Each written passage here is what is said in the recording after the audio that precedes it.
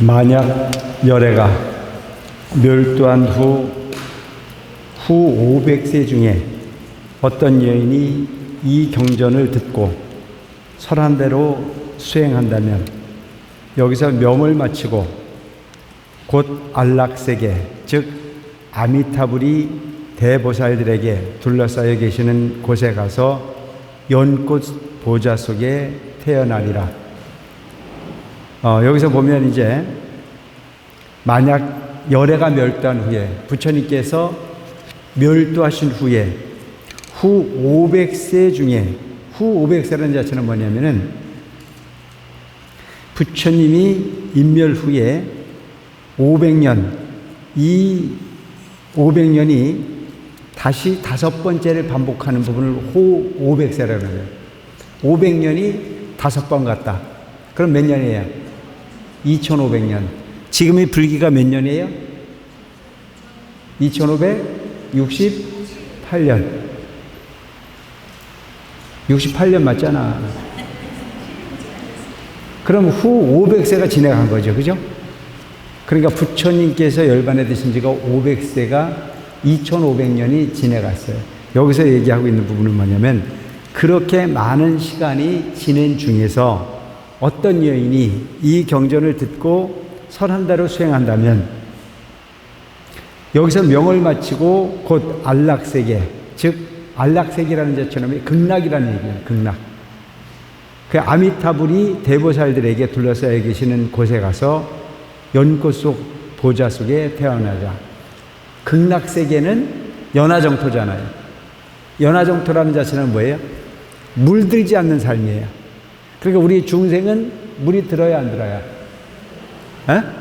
물이 잘 들지 않아요. 키가 얇아가지고 누가 그렇다고 그러면 그냥 무조건 따라가는 거. 옳고 그러면 판단도 안 하고. 근데 우리가 부처님 믿는 부분의 마음을 제대로 가져가려면 처렴상정이라 옳은 날을 잘 지키는 게 수행이에요. 물들지 않는 삶. 귀가 물들고 눈이 물들고 코가 물들고 입이 물들고 내 피부가 물들고 내 의식이 물들고. 그래서 우리는 누구를 만나느냐에 따라서 달라진다 이거예요. 근데 그 달라지는 부분이 별로 바람직한 부분은 아니야. 어떻게? 부처님 믿는 마음을 항상 가지고 살아야 돼. 카더라라고 하는 부분에 끄들려 갈 일이 아니에요. 전혀 정보가 아닌 부분이 엉뚱한 짓을 해가지고 엉뚱한 분위기를 이끌고 가는 부분에 이쪽에 끌려가고 저쪽에 끌려가고 하는 일들은 그건 건강한 삶이 될 수 없다. 극락세계 가고 싶어요? 안 가고 싶어요? 그 극락세계를 가려면 어떻게 해야 된다고? 쓸데없는 거에 물들지 않아야 가는 거예요. 그래서 우리가 그 부분을 보는 가장 좋은 방법이 뭐냐면 연꽃을 보면 돼. 연꽃을. 그래서 연잎을 가서 봐도 연잎을 봐도 아무리 깨끗한 물이든 아무리 더러운 물이든 거기에 타협하지 않잖아요. 거기에 물이 떨어지면 똘똘똘똘 굴러서 하나도 받아들이지 않아요. 그것이 처렴상정이라. 여러분들이 보면 삿된 부분에 끄들려 가지 말아야 돼요. 그 여러분들이 가끔 보면 이제는 그 평상시에는 아주 건강하게 본인을 잘 지키는 것 같은데 가끔 아주 귀중한 일이 생기거나 아주 절박한 일이 생기면 갑자기 본인 인생이 궁금해 안 궁금해? 그래서 가는 데가 어디야? 그건 바람직한 부분이 아니라는 거지. 다시 탐욕의 고뇌가 없고 다시는 성냄과 어리석음의 고뇌가 없으며 다시는 교만과 질투와 여러 지의 고뇌가 없어 보살의 신통과 무생법인을 얻으리라. 그래서 여러분 탐욕이 없다라고 하는 자체는 대단히 중요한 부분이 뭐냐면 탐욕이라고 하는 부분은 뭘 만들어내요? 고뇌를 만들어내잖아요. 내가 뭔가 원하는 바의 목적을 정하면 그때부터 불안해요. 1등을 하려고 하니까 가슴이 두근거리지 1등도 괜찮고 꼴찌도 괜찮고 아무런 부분이 목표가 없으면 가슴 두근거릴 일이 있어 없어? 없어요.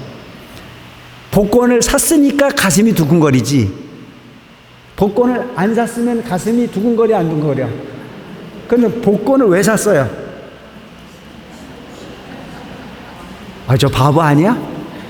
맞으려고 샀지. 불의의 떴기 때문에 복권 샀어요? 아니요. 혹시나 하는 마음으로. 그래서 혹시나 하는 마음으로 복권을 샀는데, 복권을 추첨할 때 보면 본인 게 앞에 게 좀 맞아가면 가슴이 덜컥 내려앉아 안 내려앉아? 안 해본 사람은 말을 하지 마라. 탐욕이 있기 때문에 그 탐욕을 두면 뭐가 생겨? 고뇌가 생겨. 그렇게 됐으면 좋겠다. 그래서 애초부터 희망이 없는 사람은 가슴이 두근거리질 않아. 왜? 나는 목표를 정하지 않았으니까. 그래, 여러분 인생을 보면 하다못해 군수나 뭐를 해먹었으면 그 자리에 내려오고 나다면 갈 데가 없어요. 갈 데가. 왜? 내가 대접받았던 환경이 있었기 때문에. 그런데 그 자리에 한 번도 가보지 않은 사람은 절대 자리를 탐하지 않아. 아무렇게나 해도 나는 편안해. 그래서 목표를 정하지 않으면 마음이 편안한 거다. 우리 절에도 보면 간부라도 한 자리 한 사람들이 나중에 간부 떨어지고 나면 절에 가는 게 재미없다는 사람, 바보 아니야? 뭘 믿을 게 없어서 간부를 믿었어. 뭘 믿어야 돼? 뭘 믿어야 돼? 진리를 추구해야 되는 거죠.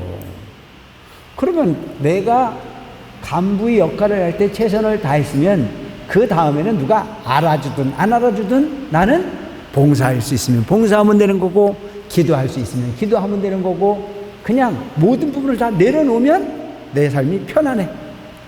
그런데 맨날 내가 있을 때는 어쨌는데라고 하는 생각을 하면 그때부터는 마음이 괴로워진다. 그래서 여러분 반드시 내려놓는 삶을 살아가시기 바랍니다. 아시겠죠? 내려놔요. 그 내려놓는 마음은 어떤 거냐? 따라하세요. 하심. 마음을 내려놓으면요, 내가 편안해요. 근데 마음을 못 내려놓으면 괴롭단 말이야. 그리고 여러분들, 우리가 모두가 다 내려놓는 연습을 해야 돼. 내가 어떤 기회가 왔을 때 최선을 다하는 부분까지 좋게 해야 되는 거지. 그래서 가끔 보면 우리 간부들 중에 이쁜 소리 하는 사람 많아. 스님 고맙습니다. 그래도 스님 만나서 복질 수 있는 기회를 가질 수 있었기에 참 행복합니다. 멋있는 거예요. 그게 답이야. 그까지가 답이야. 그 뒤를 어떻게 하든 말든 그것은 미래에 맡아서 할 사람들이 알아서 할 일이지 내가 관여할 일은 아니야. 그래서 그 이후에는 어떻게 하면 돼? 묻는 것만 답하면 돼. 근데 우리는 묻는 것만 답을 해요. 안 물었는데도 가서 하는 척을 해요. 이게 골치 아픈 거라. 그래서 내가 가끔 하는 얘기가 뭔 얘기를 하냐면, 시어머니가 되려면 그 시어머니는 현역입니까? 고문입니까? 대답을 안 해. 자, 시어머니는 현역이에요? 고문이에요? 고문이야. 현역은 말도 많이 해야 되고 행동도 많이 해야 되지만, 고문은 묻지 않는 거엔 답하지 말아야 돼. 그러면 대접받는다니까. 며느리가 묻는 것만 답하고 살면 아무 문제가 안 생겨. 근데 며느리가 묻기도 전에 본인이 현역인 것처럼 착각하면 며느리하고 갈등이 생겨야 안 생겨? 생기잖아요. 그러니까 요즘에 눈치 있는 시어머니는 며느리가 오랄할 때까지 절대 안 가요. 그런 시어머니는 며느리하고 사이가 좋아요. 그런데 시집간 지 얼마 되지도 않는 며느리에게 비밀번호 가르쳐달라고 해가지고 가서 김치 담가다 놓고 방 청소하고 온갖 간섭을 다 하면 그 시어머니는 대접 받아요, 못 받아요? 대접 받아야 되는 거 아니야? 못 받아. 그러니까 며느리가 도와달라고 할 때까지 기다릴 줄 아는 부분이 대단히 중요하듯, 우리가 세상을 사는 부분은 목표라고 하는 부분을 내려놨을 때 내 마음이 편안하거든. 인생을 살아본 만큼 살아봤거든. 이제는 목표지향적 삶을 살지 말고 내려놓는 삶의 주인공으로 살아가시면 너도 편하고 나도 편하고 모두 편한데, 여기서는 탐욕의 목적이 없어지고 나면 고뇌가 없어져. 탐심은 우리를 괴롭히게 돼 있어. 그러니까 이제 우리 같은 부분도 보면 이제는 뭐 시켜주지 않을까 하고 껄덕거리는 거 포기하니까 세상이 편해. 근데 얼마 전까지만 하더라도 나 뭐 안 시켜주나 하니까 가슴이 두근두근 하더라니까. 너무 솔직한가? 내려놓으면 내가 편안해. 다시는 성냄과 어리석음이 고뇌가 없으며 탐, 진, 치야.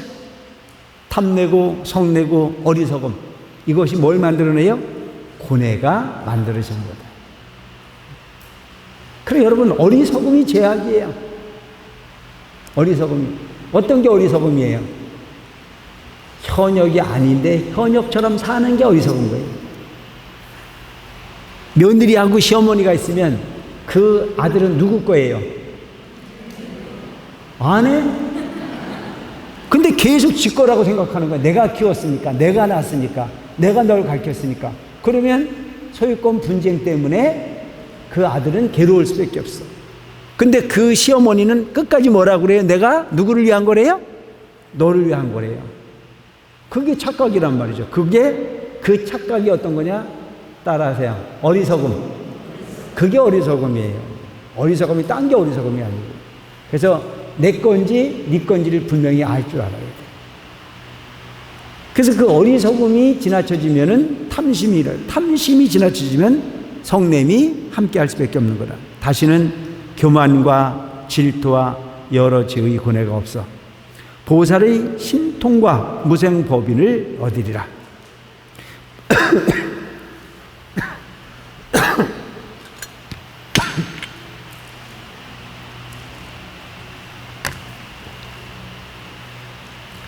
여기서 무생법인이라는 자체는 멸도함도 없고 완벽하게 깨달았기 때문에 나하고 죽는 법이 없는 그 이치를 깨달아 알 수 있다라고 하는, 이 무생법인을 얻어 안근이 청정해져. 안근이 청정해진다는, 눈이 청정해진다는 얘기예요. 자, 눈이 얼마나 중요해요? 우리는 있는 그대로 봅니까? 지 기분에 따라서 봅니까? 지 기분에 따라서 보잖아요. 빈덕이 나면 세상이 모든 걸 다 줘도 아깝지 않고, 조금 마음이 심술이 일어나면 남의 입에 뭐 들어가는 게 아까워 안 아까워? 이 심란한 일 아니에요? 근데 이 안근이 청정해지면 있는 그대로를 봐요. 그래서 착시가 벌어지지 않아. 이 세상의 모든 부분은 잘못 보는 부분으로 세상을 크게 고통스럽게 하거나 잘못된 정보에 의해서 착시로 인해서 얻어지는 괴로움이 많이 만들어지는데, 여기서는 무생법인을 얻어서 안근이 청정해지고, 이 청정한 안근으로 700만 2천억 나유타 항아사 수요의 여러 부처님을 칭견한다. 그러니까 눈이 밝으니 부처님을 부처님답게 볼 수 있어. 근데 오늘날 우리는 보면 눈이 천천해가지고 누가 사기꾼인지 누가 사기꾼 아닌지도 잘 못 보잖아요. 누가 좋은 사람인지 누가 나쁜 사람인지도 몰라. 그러니까 좋은 사람은 어떤 사람이에요? 커피 사주는 사람, 나한테 좋은 얘기 해주는 사람, 나한테 지 것도 아닌데 지 거 주는 듯이 나눠줄 듯 인심을 얻고자 온갖 가머리를 다하는 사람을 따라간다. 이게 잘못된 눈이야. 그래서 눈을 바로 떠야 돼. 누군가가 나한테 뭘 준다고 하더라도 네가 나한테 그걸 왜 주는지를 잘 따져볼 줄 아는 지혜로운 삶을 살아가시기 바랍니다. 아시겠죠? 이게 대단히 중요한 거예요. 그냥 준다고 무조건 좋아하다 보면 그 길에 문제가 생기는 거란 말이죠. 그래서 제가 항상 하는 얘기가 뭐라고 얘기를 하냐면, 사기를 치는 놈이 나쁜 놈입니까? 사기를 당하는 사람이 나쁜 사람입니까? 예? 둘 다 나쁜 거야. 여러분, 사기를 치는 사람이나 사기를 당하는 사람이나 심리가 비슷해요. 왜 사기를 당합니까? 조금 줬는데 많이 준다니까. 조금 노력했는데 큰 거 준다니까. 아무런 노력도 안 했는데 나한테 거저 준다니까. 근데 그게 욕심이 생겨야 안 생겨요? 생기면 그게 사기란 말이죠. 정당한 노력에 의해서 정당한 대가를 요구한다면 별 무리가 생기지 않아요. 근데 꼭 보면 노력하지 않고도 큰 걸 준다고 하니까 거기 혹 넘어가. 제가 옛날에 종단 일을 할 때 보면 그 사람들 용하게 알아요. 그래서 오면 항상 하는 얘기가 그냥 종단에 뭘 어마어마한 시주를 한 것처럼 덤벼요. 그 나중에 보면 꼭 엉뚱한 걸 내밀어. 제일 많은 사기를 쳤던 게 뭔지 아세요? 국권 화폐. 옛날 10,000원짜리 이 부분을 얼마를 가지고 있으니까 그 부분을 종단은 비과세니 종단에서 그걸 가지고 계시고 신권을 우리한테 주십시오. 그런데 너나 실컷 먹어라. 내가 안 당했다니까. 여기 가끔 보면 그런 것도 많아요.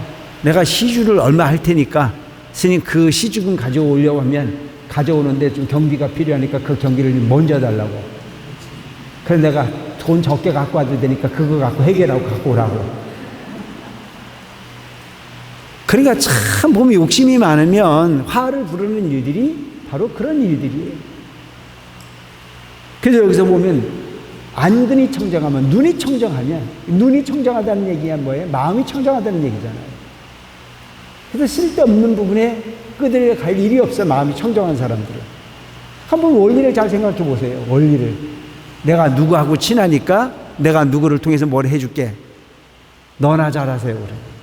그런 부분은 없다.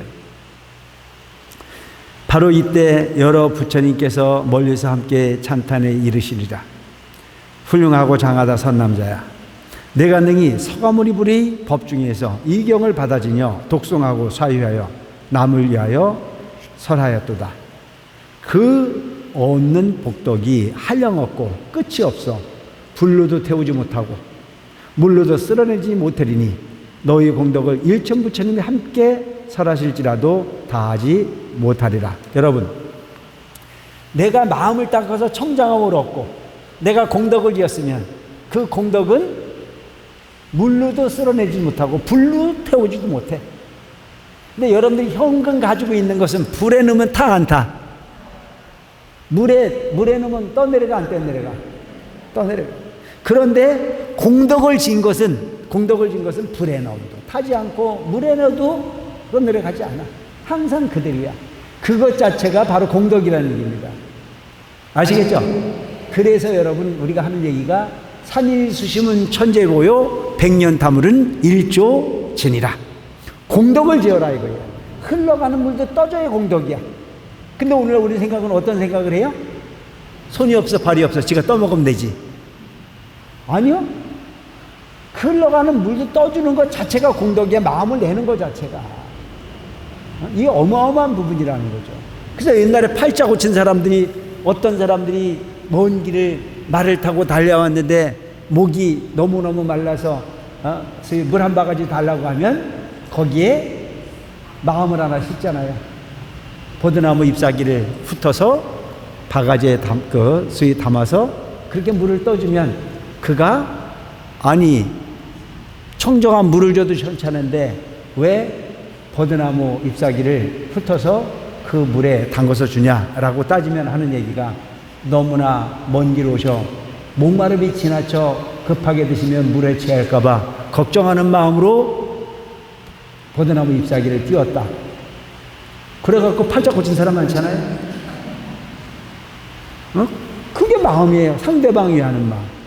그러니까 그 공덕이라는 자체는 상대방을 위해서 정말 마음을 진실하게 내는 부분 자체가 공덕일 수 있듯이, 우리가 부처님이 향하는 마음, 우리가 누군가를 위하는 마음, 이런 부분이 공덕은 불에 넣어도 타지 않고 물에도 떠내려가지 않는다.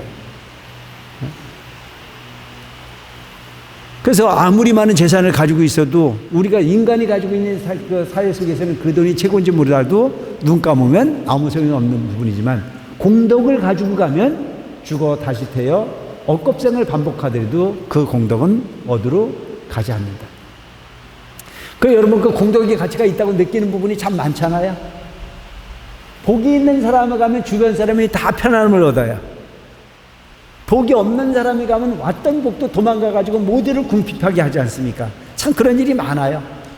근데 복이 있는 사람이 참 대단히 중요해요.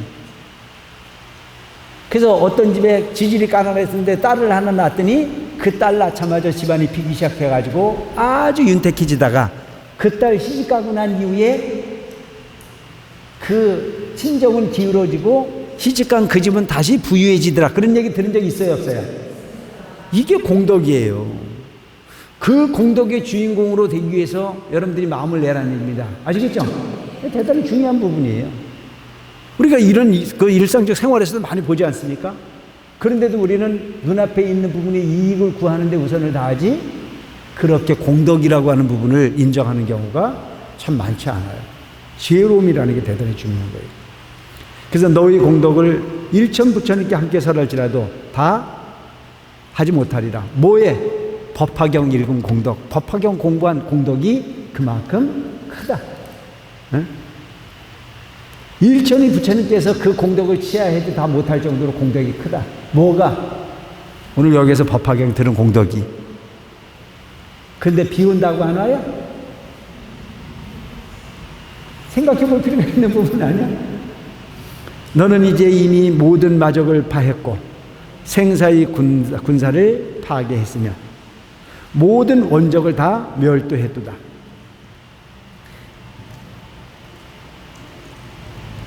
이미 마적을 파했고 마구니의 적을 파했고 없애버렸다는 얘기예요.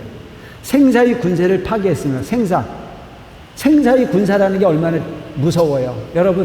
여러분들이 나고 죽게 만드는 부분을 여러분들은 원하지 않지만 우리는 그 군사에게 맨날 피해를 봐야 안 봐요? 이걸 비유를 멋지게 했잖아요. 생사의 군사. 늙는 것을 막을 수 없잖아요. 죽는 것을 막을 수 없어요. 뭐 때문에? 저승사자가 잡으러 오니까. 늙음이 나를 쳐들어오고 죽음이 나를 데리러 오니까. 그걸 여기를 뭘로 비유를 했어요? 군사에 대해 비유를 했어요. 근데 그런 모든 군사를 다 어떻게 했어요? 파괴했어. 뭘로? 법화경 공부하는 공덕으로. 이제 여러분은 이 법화경의 그 공덕이 얼마큼 큰지 이제 이해가 되십니까? 어마어마한 거예요. 그 공덕이라는 게 뭘까요? 불생불멸. 영원한 부처님의 생명. 그걸 불성이라고 한단 말이죠. 선남자야, 백천의 부처님께서 신통력으로 함께 너를 지켜주시니 일체 세간 하늘과 사람 중에서 너 같은 이는 없느니라. 오직 열애를 제하고는 모든 성문과 벽지불과 보살의 지혜 선정으로도 너희들 같은 이는 없느니라. 서양화야, 이 보살은 이와 같은 공덕과 지혜의 힘을 성취하느니라. 만약 어떤 사람이 야광보살 본사품을 듣고 따라 기뻐하고 거룩하다고 칭탄한다면 이 사람은 현세에서 항상 입에서 청년화의 향기가 나고, 여기서 여러분 입에서 청년화의 향기가 난다는 얘기는 무슨 뜻인지 아세요? 삿된 말 안 한다는 얘기예요. 정직한 말을 하고 상대방에게 덕을 하는 그 덕이 되는 말을 하고 누군가를 칭찬하는 말을 하면 그게 향기롭잖아요. 근데 틈만 나면 씹어. 그래서 화장실도 혼자 못 가. 왜? 갔다 오면 흉볼까 봐.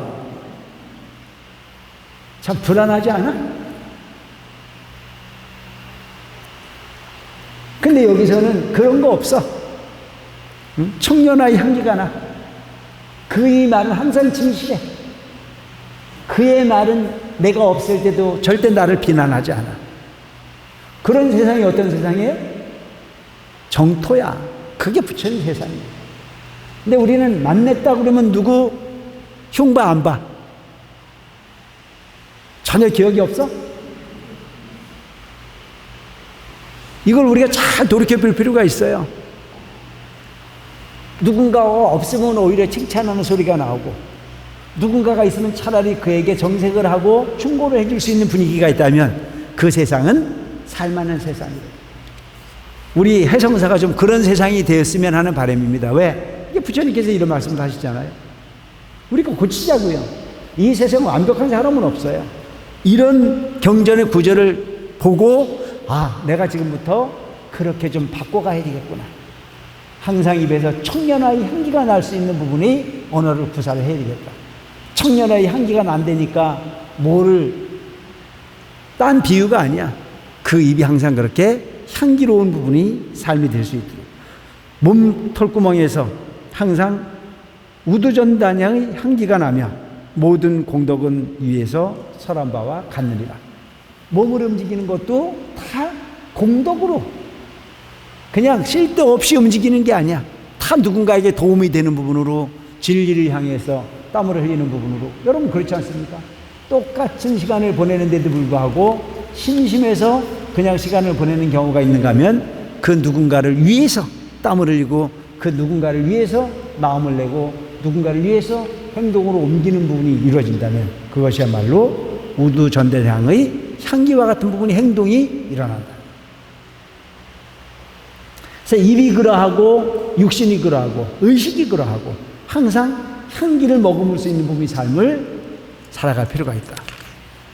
그러므로 수왕하여 이 야광보살 분사품을 너에게 부족하노니 내가 멸도한 후 500세 중에 널리 유포시키되 연부제에서 단절되는 일이 없도록 하고 악마 및 그 권속과 모든 하늘과 용, 야차, 구반다 등이 그 편의를 얻는 일이 없도록 해라.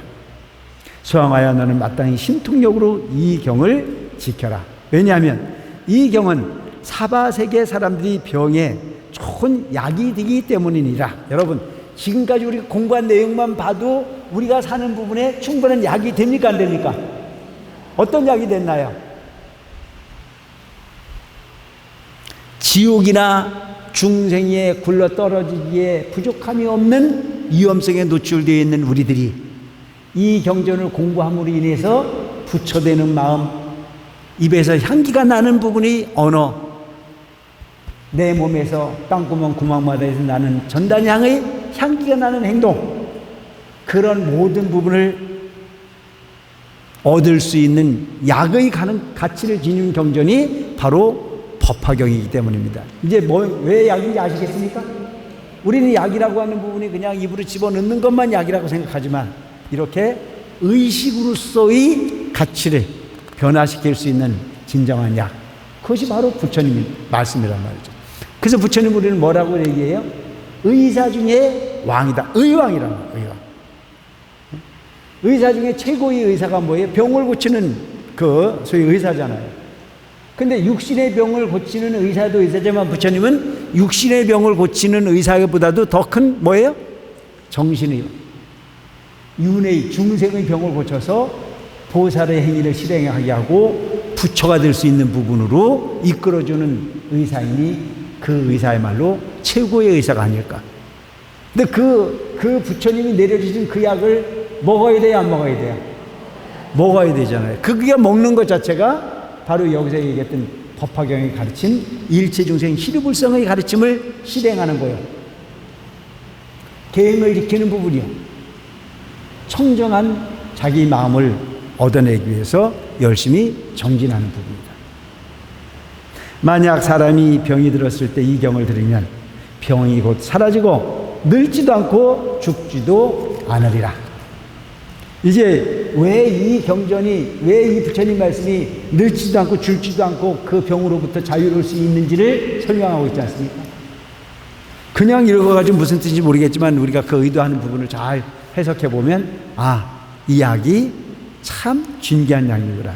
수왕화야, 내가 만약 이 경을 받아지는 일을 보게 되면 청년하에 마량을 가득 담아 그 위에 흩어 공양하라. 흩은 다음 이와 같이 생각하라.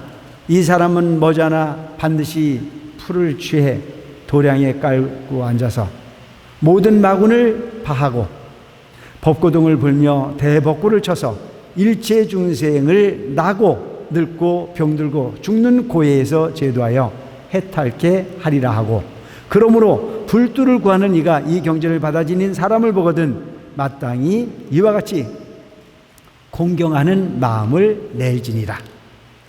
그 옆에 그 보면 여러분 머지않아 반드시 풀을 취해서, 이거 무슨 얘기냐면 부처님께서 고행주의에 빠져 있다가 니련자나 강가에 가서 목욕을 하시고 수자타 여인이 준 우유죽을 먹고 기운을 차리고 난 이후에 보리수나무 아래 그냥 앉은 게 아니고 뭐를 깔았어요? 풀방석을 깔았잖아요. 여기서 얘기하고 있는 풀을 취한다는 얘기는 바로 풀방석을 만들었다는 얘기예요. 그리고 도량에 깔고 앉아서, 우리가 그냥 앉는 게 아니고 우리 기도할 때 보면 방석 이용해야 안 이용해요? 이게 우리는 이렇게 세련된 방석을 안고 있지만 부처님 당시에는 이런 방석이 없었기 때문에 풀방석을 깔았다 이거예요. 그리고 도량은 뭐가 도량이에요? 보리수 나무 아래가 도량이에요. 우리는 그런데 지금 보리수 아래 앉을 필요가 없고 이 법당에 앉아 있으면 그게 뭐예요? 도량이에요. 마음을 닦는 분위기, 마음을 닦는 환경 깔고 앉아서. 그리고 여러분들이 관세음보살 부르고 마음을 청정하게 비고 노력하는 부분이 뭐예요? 관세음보살 부르다 보면 온갖 생각이 일어나야 안 일어나야? 그걸 뭐라고 그래요? 번뇌라고 이야기도 하지만 마군이라고 해요. 마군. 그러니까 여러분들 생각에서 일어나는 모든 부분은 여러분들이 의식이 아니고 여러분들이 청정한 마음을 만들어서 수행자가 되고 그 모든 부분이 환을 멸할 수 있는 부분으로 도와주는 게 아니고 방해를 한단 말이죠. 그와 싸워서 이겨야 돼. 근데 여러분들이 가끔 보면 저한테 묻는 게 뭐냐면, 스님, 나는 관세음보살을 부르는데 웬 생각이 이렇게 많이 일어나는지 모르겠어요. 그게 마군이라고. 그거하고 싸워 이기는 게 수행이야. 그거하고 싸워서 이기는 게. 근데 여기서는 그 부분을 군의 전쟁을 하는 군의 비유를 했단 말이죠. 그냥 버리면 되는 거예요.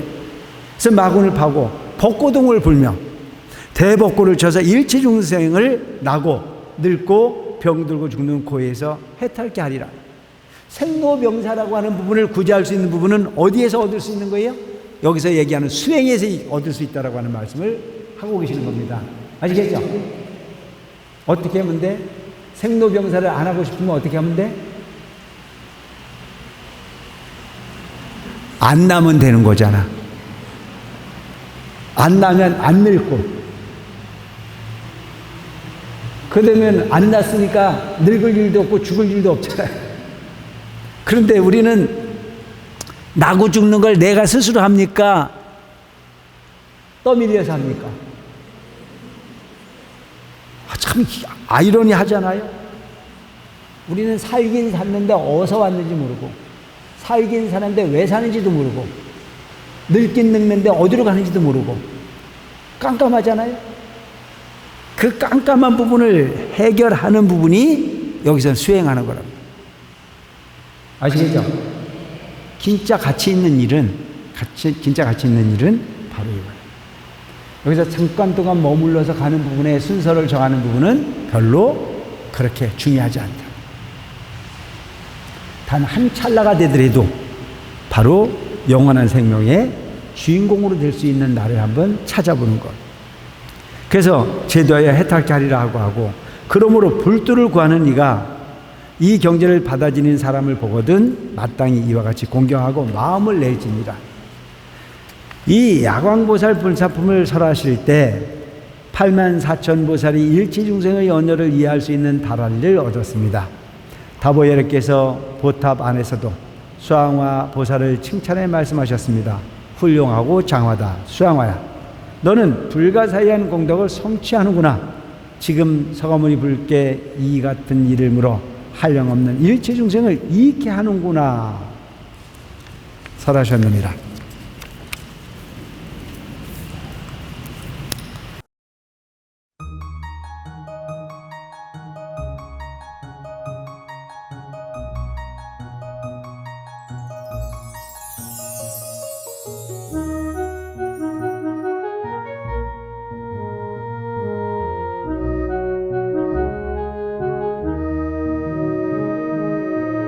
일체중생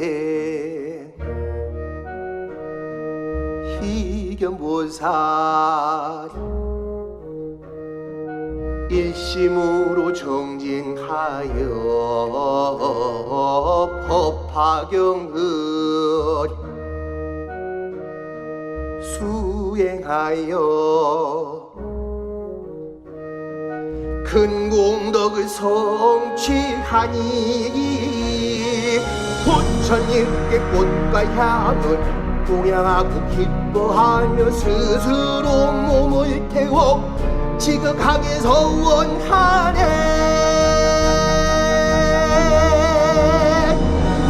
거룩할 수 참된 정진 참된 공양 이것이라 법을 위해 바쳤으니 최상의 포시로다 큰 깨달음 얻기 위해 몸을 버려 고구하니 야광보살 과거 세계 단행보의 한길이라 남무묘법 연화경 실상묘법 연화경 남무묘법 연화경 실상묘법 연화경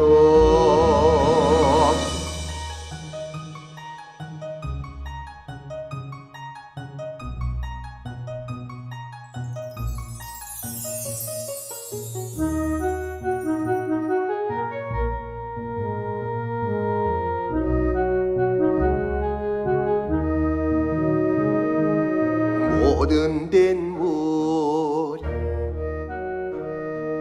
강물 중에 바다가 제일이듯 밤하늘에 별들 중에 보름달이 제일이듯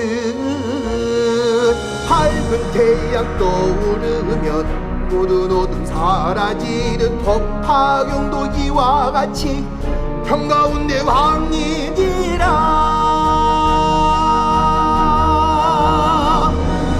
법화경을 지니는 큰 법의 불을 올려 법의 깃발 휘날리며 마운들을 깨뜨리고 고통받아 헤매기는 일체중생 제도하며 아미타불 극락정토 연꽃자리 태견하리 남무묘법 연화경 실상묘법 연화경 남무묘법 연화경 실상묘법 연화경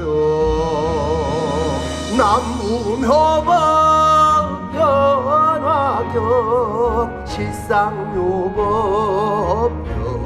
연화경 남무묘법 연화경 실상묘법 연화경